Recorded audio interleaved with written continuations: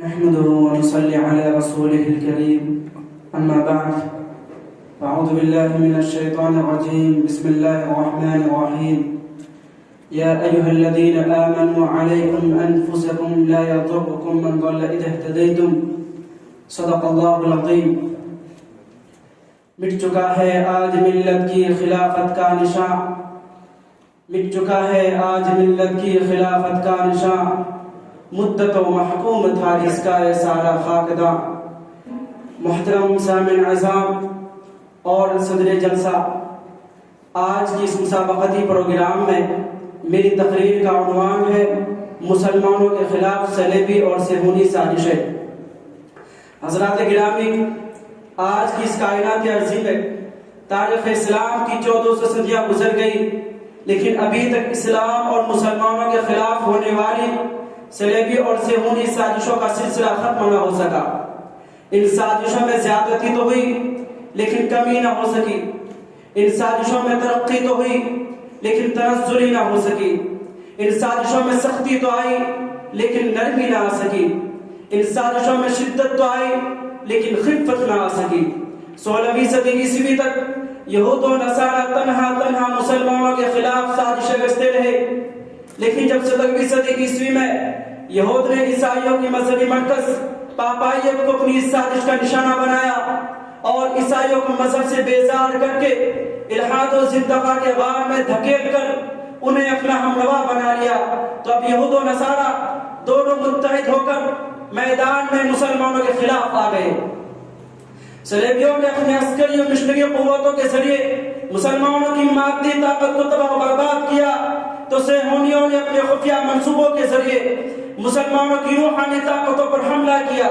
اور ان پر ذہنی و فکری الغار کی۔ چنانچہ لارڈ میکارے نے بڑے صغیر میں فرنگی نظام تعلیم کے ادارے قائم کیے اور مسلمانوں کے ذہن و افکار اور تہذیب و اخلاق میں ایسا انقلاب برپا کیا کہ ان اداروں سے نکلنے والے نام کے تو مسلمان ہوتے لیکن ذہن و افکار کے اعتبار سے انگریز۔ میرے دوستو، صلیبی اور صہیونی سازشوں کا سلسلہ اسی پر ختم نہیں ہوا، بلکہ مسلمانوں کے جذبات کو مجروح کرنے اور انہیں بے حس بنانے کے لیے جناب محمد عربی صلی اللہ علیہ وسلم پر متعدد فلمیں بنائی گئی۔ چنانچہ آپ صلی اللہ علیہ وسلم کی سیاسی زندگی پر دے مسیح نام کی ایک فلم بنائی گئی۔ قیامت کی ہولناک مناظر کو پیش کرنے کے لیے، اسلامی جزا و سزا کو غلط ثابت کرنے کے لیے دی اینڈ آف ٹائم نام کی ایک فلم بنائی گئی۔ قرآنی احکام کو خلاف فطرت بتانے کے لیے دہول قرآن نام کی ایک فلم بنائی گئی۔ اسلامی احکام کا مذاق اڑانے کے لیے فتنہ نام کی ایک فلم بنائی گئی، لیکن افسوس سدا افسوس، ان تمام باتوں کے باوجود مسلم اور خاص کر عرب دنیا نے اپنے دامن کو مغربی تہذیب اور مغربی میڈیا کے لیے پھیلائے رکھا اور ان کی ثقافت کو اپنی کامیابی کا تمغہ سمجھ کر اسے اپنے سینے سے لگاتے رہے اور ان کے حلقہ غلامی کو اپنے گلے میں ڈال کر اسے اپنے لباس سے صد افتخار سمجھتے رہے۔ مسلمانوں کی سی زبو عالی کو دیکھ کر مولانا ظفر علی خان مرحوم نے کہا تھا، غیروں کی غلامی پہ رضامند ہوا تو، مجھ کو تو گلا تجھ سے ہے یوں رب سے نہیں ہے۔ عزیز دوستو، مسلمانوں کی روحانی طاقت کو کمزور کرنے کے بعد صلیبی اور صہیونی عفریتوں کا دوسرا ہدف مسلمانوں کی مادی طاقت کو تباہ برباد کرنا تھا۔ چنانچہ یوں تو 19ویں صدی ہی میں یہود نے تسخیر عالم اور عظیم تکسیانی ریاست کے قیام کا منصوبہ بنا لیا تھا اور اس پر کسی قدر عمل در آمد شروع بھی کر دی تھی، لیکن 1897 عیسوی میں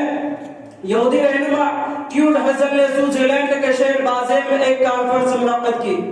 جس میں 50 یہودی تنظیموں کی نمائندگی کرنے والے 300 سے زائد افراد نے شرکت کی اور اس منصوبے کو 24 دستاویز کی شکل دی۔ کانفرنس کے بعد یہود نے اپنے اس منصوبے پر عمل کرنا شروع کر دیا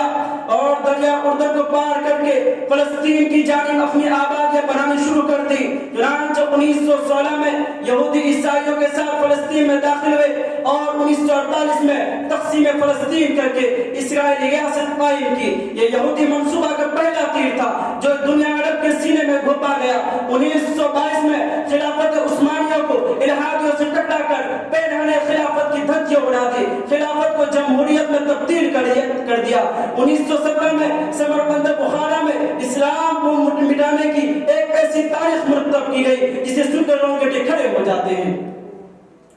فروری 1969 کو محمد رضا شاہ پہلوی کو ایران کے اقتدار سے اتار کر خمینی کو صدر بنا دیا گیا اور اس تبدیلی اس حکومت کو اسلامی انقلاب کا نام دیا گیا۔ خمینی نے اگر ایک طرف عراق میں مسلمانوں کے خون کی ندیاں بہائی تو دوسری طرف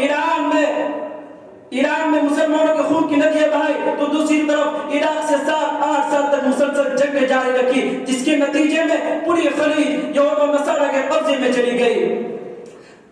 20 دسمبر 1979 کو روسی افواج کو افغانستان میں داخل کر دیا گیا تاکہ اسلام کے گرتے ہوئے جھنڈے کو سنبھالنے والی آخری جماعت کو بھی اس صفحہ ازلی سے مٹا دیا جائے، لیکن شیخ عبداللہ عزام 1.5 لاکھ مجاہدین کو لے کر لڑتا رہا اور 1988 میں روس کے پرکھچے اڑا دیے۔ 11 ستمبر 2001 میں ورلڈ ٹریڈ سینٹر کو لے کر ایک بار پھر امریکہ نے افغانستان پر حملہ کیا اور تاریخ اسلام کے سینے پر ایک اور ناسور کا اضافہ کر کے افغانستان پر قابض ہو گیا۔ سقوط افغانستان کے بعد عراق ایک ایسا طاقتور ملک تھا جو صلیبی اور صہیونی طاقتوں سے ٹکر لے سکتا تھا، لیکن 20 مارچ 2003 کو امریکہ نے بل کلنٹن کے طریقے پر عراق پر حملہ کیا اور عراق پر حملہ کیا اور عالم اسلام مسلمانوں کی 1 ارب 70 کروڑ آبادی اور 50 لاکھ افواج رکھنے کے باوجود بھی عراق کو نہ بچا سکا۔ افغانستان اور عراق کو اپنی ظلم و زیادتی کا نشانہ بنانے اور ان پر حملہ کرنے کی وجہ سے جب امریکہ کی اقتصادی حالت تباہ و برباد ہونے لگی تو امریکہ نے اپنے حالت درست کرنے کے لیے اسلامی ممالک کے تیل کے ذخیرے پر قبضہ کرنے کا فیصلہ کیا، لیکن لیبیا ایک ایسا ملک تھا جو 40 سال سے اس کی راہ میں قائم تھا۔ لیکن 2011 میں جب جمہوری انقلاب آیا تو امریکہ نے بہانہ بنا کر لیبیا پر حملہ کرنا شروع کر دیا اور لیبیا کو تاس ناس کر کے رکھ دیا۔ کاش کہ عرب ممالک سمجھ جاتے، خدا کے سامنے سر جھکاتے تو آج ان کو کفر کے سامنے سر جھکانا نہیں پڑتا، آج فلسطین کو اس طرح تباہ برباد ہوتے دیکھنا نہیں پڑتا۔ لیکن کیونکہ فلسطین کے عوام اور مجاہدوں نے اسلام کے دیے کو کہیں اپنی جاں فشانی، کہیں اپنے بچوں کی قربانی، کہیں اپنے عشق و وفا کے حلال سے جلائے رکھا اور جاتے جاتے دنیا کو یہ بتاتے گئے بھلا سکے گی نہ اہل زمانہ صدیوں تک میری وفا میرے عشق و جنوں کے افسانے، جہاں جہاں نظر آئے تمہیں لہو کے چراغ، مسافران محبت ہمیں دعا دینا، وما علینا الا البلاغ۔